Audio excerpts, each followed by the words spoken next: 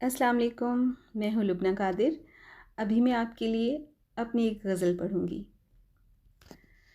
کس نے یوں زندگی عکارت کی، کس نے یوں زندگی عکارت کی، ہم نے جس طرح سے ہے غارت کی۔ کس نے یوں زندگی عکارت کی، ہم نے جس طرح سے یہ غارت کی۔ انسنی لے پہ یہ بدن جھوما، انسنی لے پہ یہ بدن جھوما، اس کی نظروں نے پھر شرارت کی۔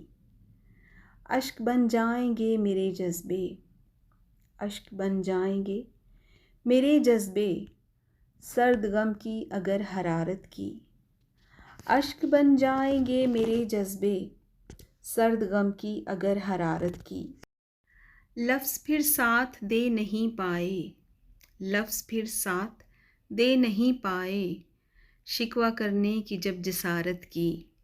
لفظ پھر ساتھ دے نہیں پائے، شکوہ کرنے کی جب جسارت کی۔